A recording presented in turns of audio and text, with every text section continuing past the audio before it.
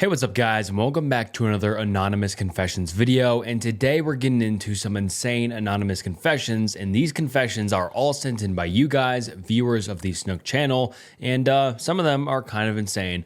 Not to make fun of any of y'all, but yeah, that's kind of the nature of these videos. But if you'd like to see your confession in a future video, please send to the email on screen now. I appreciate it, completely anonymous, and I read basically every single email, so feel free to send in whatever confession or anything you might need to get off your chest. I appreciate you stopping by. Please like the video and subscribe to the channel if you aren't already. It helps more than you know. And yeah, without further ado, let's get into some insane anonymous confessions.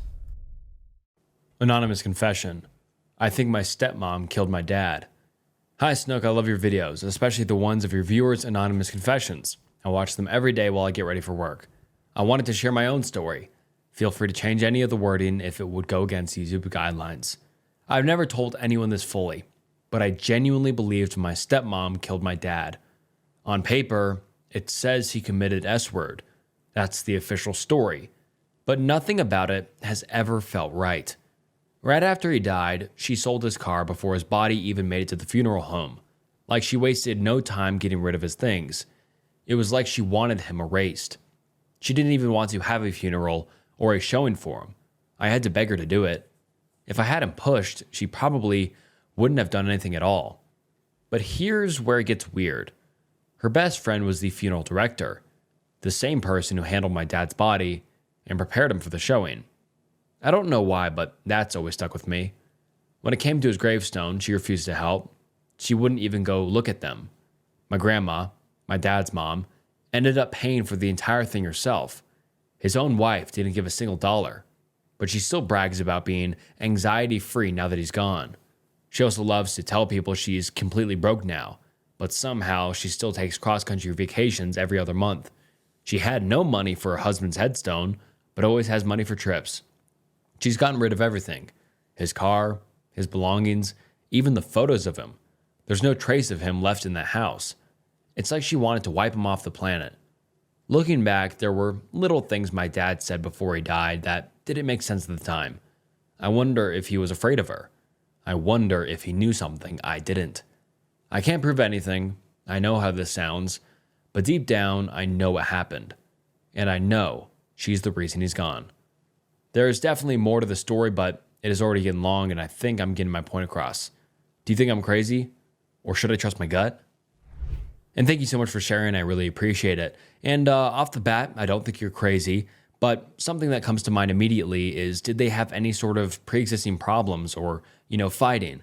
Not saying that she killed him, but did, he kind of fight a lot with her, and then she's like, wow, that's a lot of anxiety off my chest, or that's like a lot of whatever off my brain now that he's gone, and maybe they just didn't love each other the same. I don't know, that wasn't outlined in the story, but that's a big deal for her to kill him. But I don't know, I don't think you're crazy. It's definitely suspicious, especially with it being an S word, and sorry that I needed to say that. And that's YouTube censoring, so this video even gets shown to people. I apologize for having to do that, but I don't think you're crazy. But I don't know if it's the right move, but talk to her, maybe. I think it's weird that she didn't want to have a funeral or, even look at a headstone. I mean, I feel like you would want to, especially to a loved one. But like I said, were they fighting at all? Did they hate each other at all? Like, did she just not care that he died? Or was she the reason he died? I don't know. Interesting. And if you have any updates, please send it to me. And I'm sorry for your loss. Confession. I accidentally killed my cat. He died suffering. Hey Snook, I've been watching your confession videos lately. They've sort of become a guilty pleasure. Sometimes I feel better about myself after watching them. I guess they help me cope. I'd appreciate any input from you if you have anything to say about what I have to share. What I have to confess eats at my soul, and I've gone into some pretty bad depressive episodes about it. It happened 3 years ago. I live in Maine, and as you could probably imagine, it gets very cold here during the winters. My cat Randy was 8 years old at the time. My family adopted him when I was 10. I grew up with Randy, and I loved him dearly. I still live with my family, and did then as well. At this point in my life, I was very lonely, and I would just get in my car and drive around for a while. Sometimes I would drive for 2 hours. I began doing this in late 2020 and early 2021. And yes, even in the winter I would drive, especially in the winter actually. I no longer do this, as since the incident I've been afraid of going on long rides. It was on November 11th, 2022. The day started like every other day. My parents and elder brother were all employed and at work. Meanwhile, I was unemployed, recently laid off, having graduated from high school not long before all of this. Even though I had the house all to myself and it was all snowy outside, I got dressed and approached my car so I could go on a nice long ride. I could have sworn something was wrong, but I ignored my gut feeling. I tried starting my car, but it didn't start. So I tried again, and I heard this loud scream, which fizzled out terrifyingly. Immediately, I got out and popped the engine, and I saw Randy dead. His body was burned. His gray fur was like spiked and crazy. I can't describe it well. His green eyes were bulging out of his skull, and I panicked. I sobbed and sobbed until I couldn't hear my own sobbing anymore. Not just because my cat was dead, but because I was responsible for his death, and I didn't know how. I still cannot understand for the life of me how Randy even got into my car's engine. Our house wasn't and still isn't properly heated, so I have to imagine that he somehow managed to get into the engine to be warm and comfortable. The thing I did next is what makes this whole thing even worse. I felt so guilty and ashamed that I grabbed a shovel from our garage, dug a hole in the ground in our yard, put on gloves, carefully took Randy out of the engine and buried him well, crying the whole time even though I couldn't make a sound.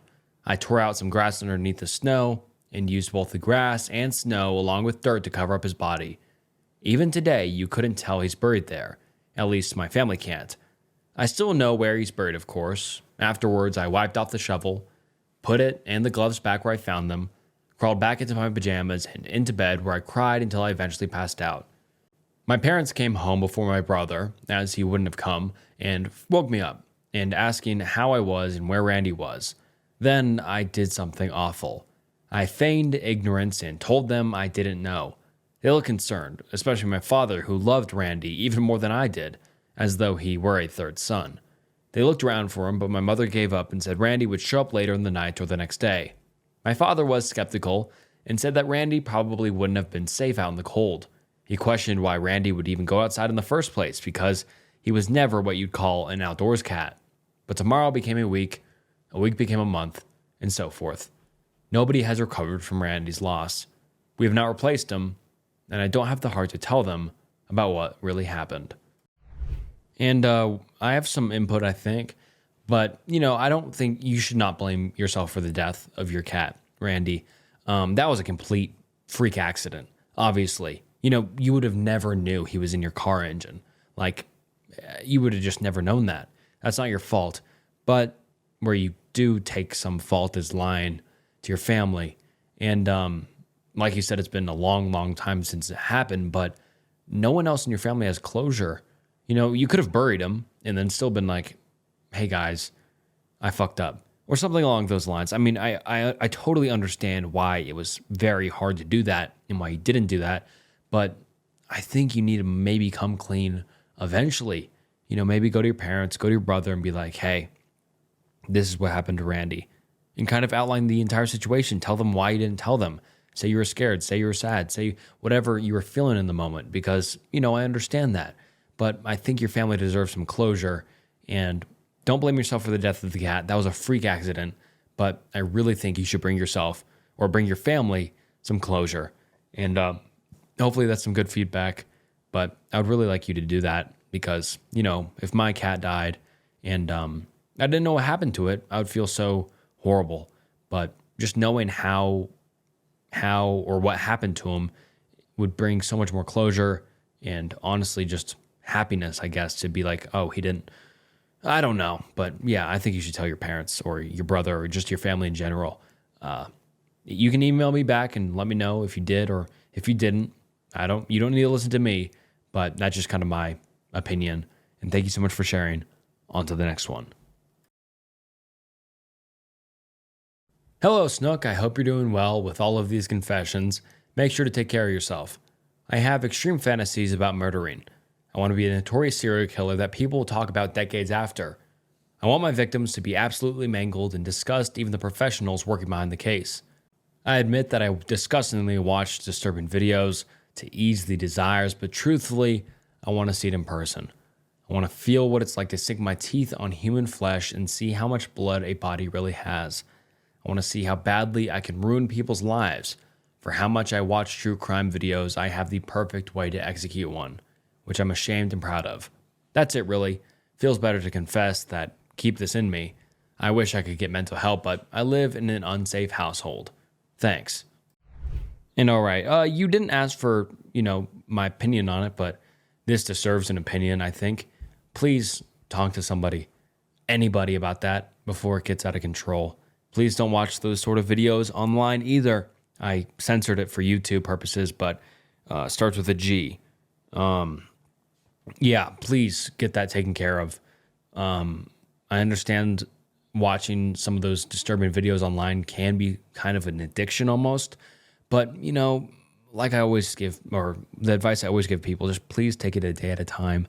You don't need to listen to me, you're probably not, but take it a day at a time. Just say, today I'm going to work on my thoughts and actions, and don't say I'm never going to think about disturbing stuff like that again, because that's kind of unrealistic.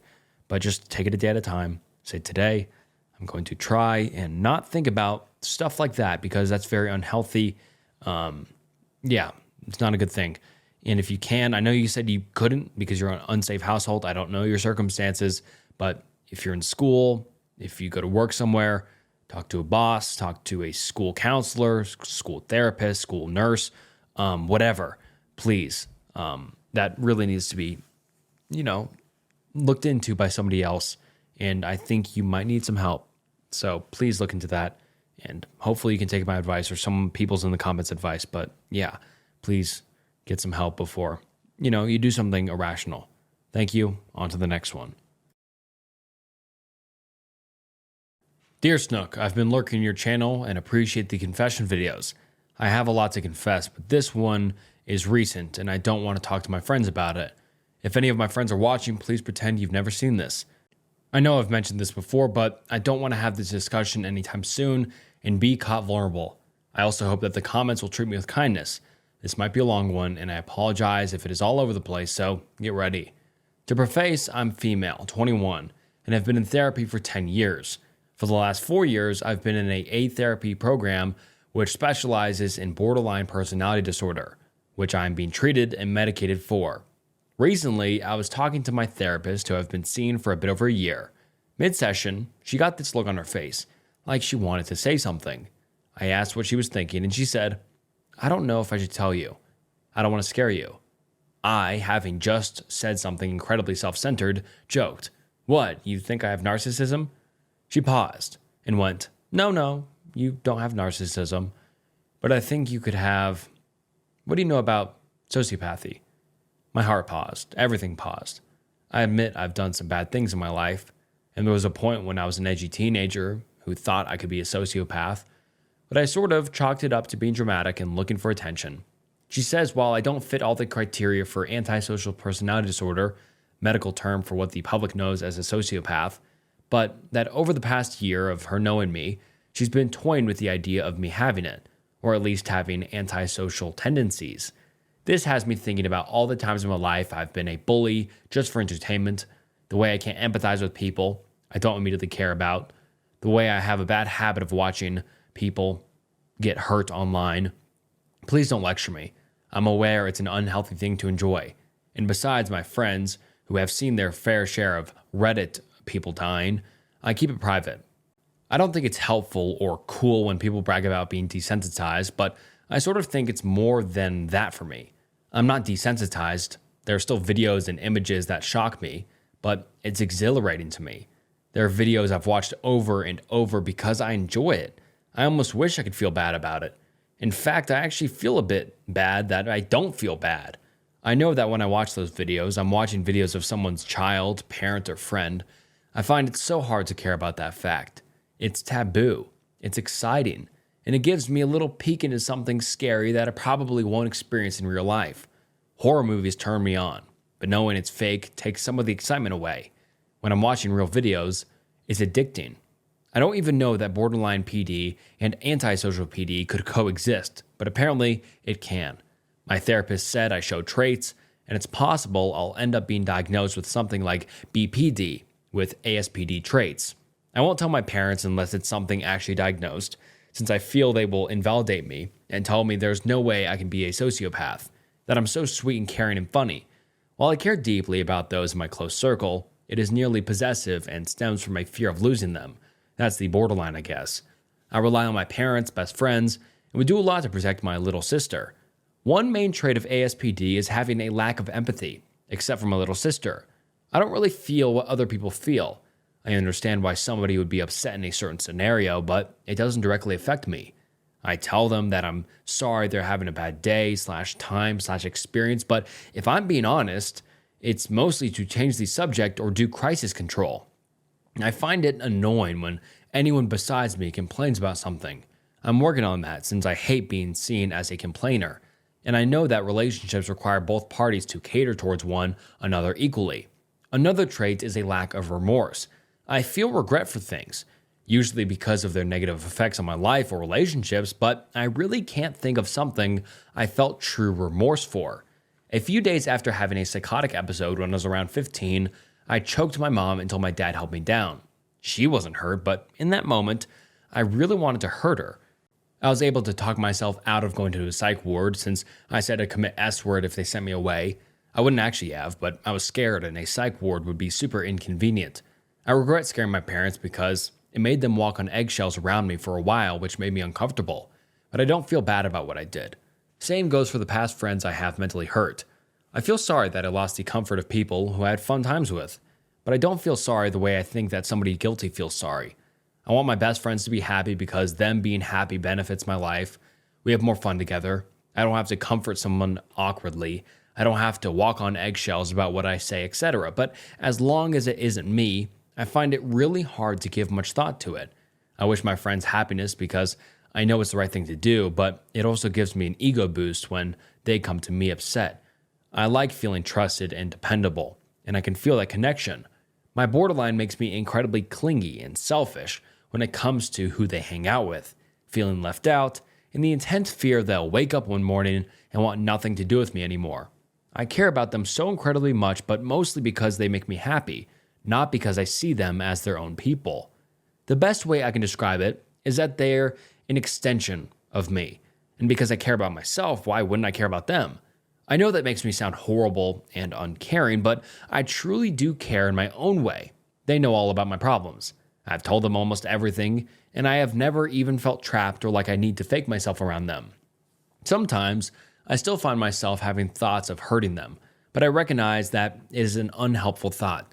I'm self-aware enough to be conscious on my level of empathy, and I am careful to take actions that are good, helpful, and caring. I know that thoughts don't make you a bad person, and that actions do. So I practice mindfulness and have learned to turn off my phone rather than argue with people and exploit what they've said to me in confidence.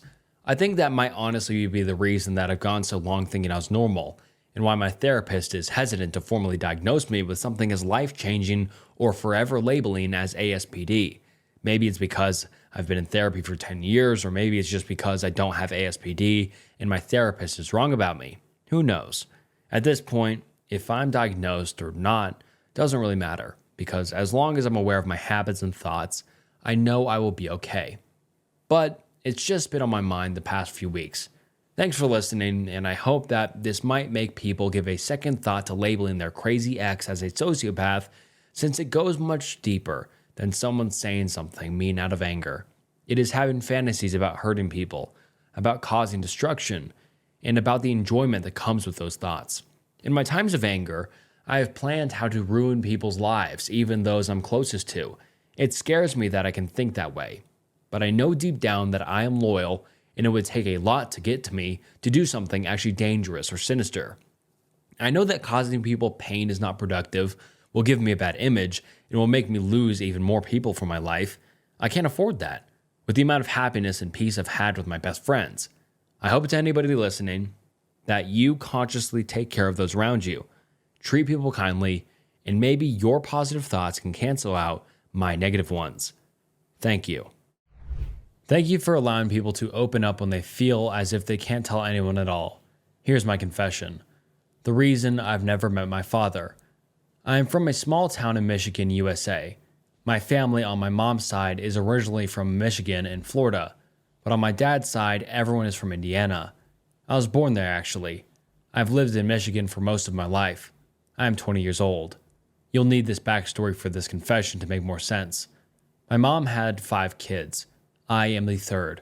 My dad has 3 kids. I am also the third on that side. About a year before I was born, my father was sentenced to prison for 65 years for murder and an additional 20 years for dealing substances. Not only was he dealing these substances, he was doing them. My oldest brother was 4 years old and my dad had beaten him to death. It brings me trauma because I've never met my brother or his murderer. I've wrote him and talked to him on several occasions. In fact, we write to each other quite often. I try to forgive him because it's the past, but even that is very hard to do. To add on to the story, I didn't meet either of my brothers from my dad until I was 17. I was never allowed to see them as a child. I never even knew about them until I was searching the internet one day. Everyone knew about it except for me. Why did no one tell me? I'm not sure. Maybe it was to protect me. I have an entire family that has never seen or met me before because of the incident. It's crazy to process. I have more confessions to make that I've also never told anyone about. Hopefully this will make it into a video and show people that it's okay to forgive people for the wrong they've done. Thank you. Hey Snook, it's a little bit of an oddball confession, but I want to be a mother in the future. Just in a pretty toxic way. I want to be the kind of mother, the safe one when my future spouse is unkind and harsh. I want to live out an abused wife life, to have my future child see me beaten, but I still love them and protect them. I want to be the only parent they love. I know it's bad, but I like the thought of being abused, but still better. I grew up in abuse and dated abusive people, so I know what it's like, and I kind of just crave it. I'm obviously not going to put a kid in a dangerous situation, so I'll probably just stay a single mother. I'm in love with 2 women. It all started about 4 years ago. There was a girl. We'll call her Beth, not the real name. I was talking to her, and we got very close, but we got into a fight one day over something trivial. My best friend at the time took this opportunity and swooped in and got with her the day after. So I stopped talking to her and worked on myself. Flash forward to a year later, and they broke up and me and Beth started talking again a few months after they broke up. I know it sounds bad, but I was head over heels for her. Eventually, we started hanging out again, but she did not want to pursue a relationship, as her and my old friend got into a huge argument and she just didn't feel comfortable being in a romantic relationship. This confused me because we would do couple stuff. We would cuddle and watch movies, go out on dates, and have very deep conversations about romantic stuff, but she was also doing these things with 2 other guys at the time, so I didn't know how to feel. Eventually, I felt like I wanted something that she didn't, so I cut it off. Well, I was a local lifeguard, and one of her friends and I hit it off. We talked every day and got super close. We went on a few dates, but nothing really came of it. We'll call her June, not real name. Eventually, Beth said she wanted to just be with me, so for the last 3 years we had been dating, but during that time, June and I were still very close friends. I'm ashamed to say that I still have romantic feelings for June, and while I haven't talked to her or Beth about it, Beth said she can see the way June looks at me, so I sort of cut it off. But ever since doing that, I can't stop thinking of June, being she was there during a hard part of my life, and we still talk from time to time, but I can tell her spark is probably long gone, and I still deeply love both of them. Snook, I would really appreciate any advice you have, and thank you for reading my story. I often listen to you while trucking, and have brought so much joy to my days. Anonymous. And hey man, thank you so much for sharing this. I appreciate it. And thank you so much for the kind words too. I'm glad I can help you out on those long trucking days. And yeah, it's just great to hear that. I bring some joy to you. And this seems like a, complicated situation, and you're kind of split between 2 people. And in a way, it's kind of past and present, I feel like. June represents a connection and a what if that never really happened. And Beth is the person you kind of chose after a long, rocky road. And you're just unsure which one is best for you. And, that's a tough situation to be in. But my advice is, I think, just try to be honest with yourself first before talking to anybody.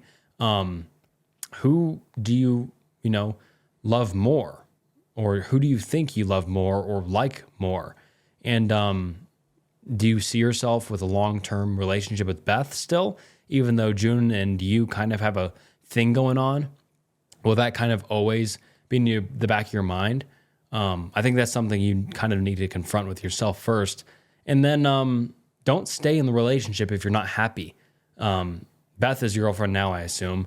And I think she deserves to kind of know how you feel, or also just deserves to feel emotionally full from you almost. Like you are all of her attention almost and not split between two people. And I don't know if she noticed that or not, but it's important to not still have June or another person lingering in your mind. And I think one thing that might be hard for you or hard to do is kind of communicate. I don't think you need to, drop a truth bomb to Beth and kind of destroy everything, but I think you need to talk with June or Beth and kind of get some closure, because I think right now, both relationships, or at least June, it's still open in your mind and there's still a possibility, and that needs closure. And that kind of goes back to the first thing I said. You need to just be honest with yourself and kind of realize what you want.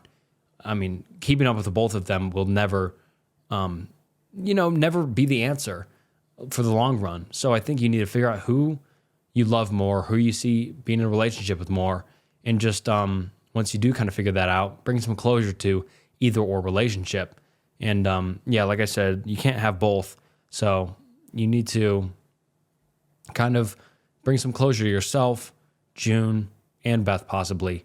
But that's just kind of my advice. I don't know if this is just a bunch of rambling, or I don't know if it's good advice, but I wish you all the best, man. That sucks that you're kind of split between two, but I totally understand it. And best of luck, and be safe on the road. Hi, Snook. I've been watching your videos for a while now. What you do is amazing, and just imagining how much work you put into this gives me goosebumps. I wish all the worst to my grandmother, and I don't regret it. I'm a 17-year-old girl, and English is not my first language. Ever since I was little, my grandmother, my father's mother, has been a terrible person. I come from a small family. Myself, my dad, my mom, and a brother with a severe disability, grade 1 handicap. When I was young, my grandmother used to send us money so my dad could take care of me and my brother, but she constantly spoke badly about my mom. In 2017, my mom passed away when I was 9 years old. I was then moved to live with one of my mom's sisters, and my depression got even worse. After my dad found out about my first S-word attempt, he moved me back home, where I lived with my grandmother. Unfortunately, my dad was working abroad, so he wasn't home very often. My grandmother took out her hatred on me because my dad had fallen in love with my mom, a woman of Roma, Gypsy ethnicity. She kept me locked inside the house. If I wanted to go outside, I had to lie and say I was doing something for school. Mental abuse was an everyday thing. She constantly manipulated and insulted me.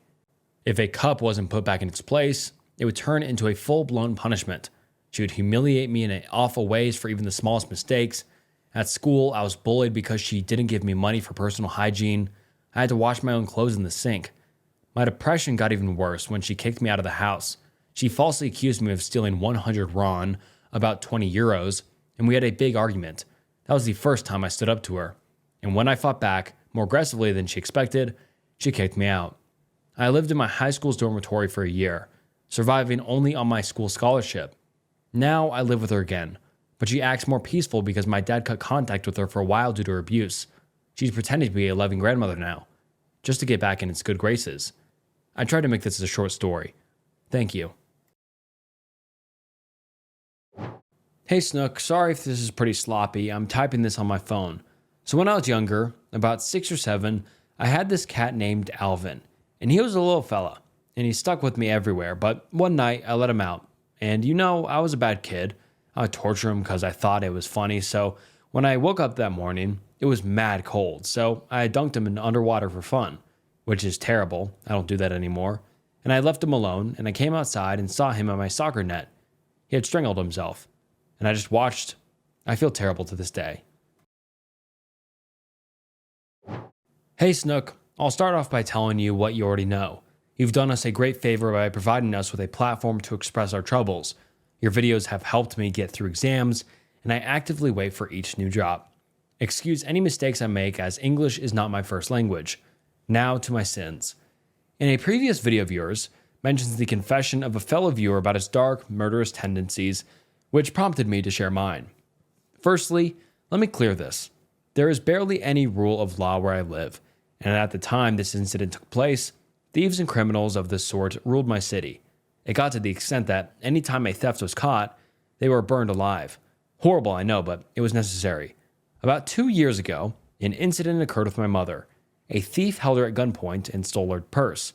He was, however, caught in the other street. I was in my house sleeping when I heard about the incident. I immediately got up and ran to her as fast as I could. She was like a street or two away, and there she was, crying. Just then, the thief, who was probably high, screamed how he was going to R-word her and her daughters, and that's when I snapped. I picked him up by his collar and started beating the fuck out of him. At first, no one stopped me. They understood my frustration, and I didn't stop either. I kept going, punch after punch. First his teeth broke, then I heard his jaw crack, and after that, I have no memory. The next thing I remember was my mother slapping me and screaming at me. I turned to look around and saw the man I was beating up was beaten up to a pulp. Blood all over the place, and as you may have guessed, he was dead. This was 2 years ago, and to this day, I do not regret what happened. If I could, I would do it all again 1,000 times over, and another 1,000 times after that. Am I fucked in the head? Absolutely. Do I wish I wasn't like this? Again, absolutely. The incident had impacted my life severely. Some sympathized with me, while others severed all connections with me. As for the legal proceedings, the authorities couldn't give half a fuck that a drug addict was killed or that there was now a murderer roaming free amongst the people. But in my opinion, all this was needed. There were innocent people murdered in cold blood, all for a phone worth maybe $30. I hope this makes it to one of your videos so that I may have an opinion of people who don't have a bias for me. I would love to hear what you've got to say too. And once again, thank you for all you do for us. I hope your channel grows and achieves the fame it deserves. Thank you for sharing, man. I really appreciate it. And thank you so much for the kind words. But I don't think you're a monster. That is a horrific situation you got put in. And your mother's life was put at stake. Your family's life was put at stake. And everything was just, a high stress situation. And I can't say I would have acted any differently than you. That is a horrific situation that I hope everyone listening doesn't have to endure. But I can't blame you for how you acted. I mean, who knows what that guy could have done? He would have made threats against you. He made threats against your family. He made threats against your mother. He robbed your mother. And, you lost some friends. People called you a monster. But what if you never, did what you did? I don't think you meant to kill him. Who knows? But I appreciate you sharing. And like I said, I really don't think you're a monster. Thank you so much for sharing. But you're put in a self-defense situation, and I don't know any other route you could have taken. If you want, I'd recommend talking to somebody about this. That's a heavy weight to hold to yourself, and just talk about how you feel to just people around you. That's an important thing. And like I said, thank you so much for sharing. I really appreciate it. And everyone watching, please leave your feedback to this guy down below. I'm sure he'd appreciate it. And thank you so much again. On to the next one. Someday I'm going to commit S-word. It's hard to put all my thoughts into words that people can understand. I've tried before and I'll try again. It starts with my parents. It's nothing they've done, but I really resent them for giving birth to me. My mom has terrible anxiety, and I'm sure you can guess which child got it passed down to them. But it's not a typical I'm afraid to go talk to someone or the I'm afraid of a job interview kind of anxiety. I genuinely cannot textualize how much I hate people who say I have anxiety. Then I see them out with friends, going to stores, this and that. I can't do mundane things like walk outside because I'm afraid people will look at me. When I first moved to college, I was stuck eating out of the make your own salad section because I was too afraid to go tell the lunch staff what I wanted. Things like walking into a store I've never been into before makes me sweaty, gets my heart beating abnormally fast, and I even get faint sometimes. Every time I have to go outside for things, like class or dinner, I see people with other people, and I hate it. It's a constant reminder that I can't do anything with people, or really anything of that matter. I have no one, no dorm mate, no one to eat with, no one to do really anything with. I have one friend up here that I've known for my whole life, but even then, I'm too afraid to send them a text asking if they want to do something. Someday, he and I are going to dwindle in our friendship together because I seem uninterested when I really am not. The biggest kicker is talking to people about it. I hear all the time in your videos to talk to someone, like a therapist or medical professional. I've been to 2 therapists and a doctor before. I truly have gone nowhere. Every single person I talk to doesn't understand me, and I gave up trying. Every time I leave a therapy session or the doctor's office, I leave feeling terrible that they couldn't understand me and wonder where I went wrong trying to describe my issues. Truth is, I'm done.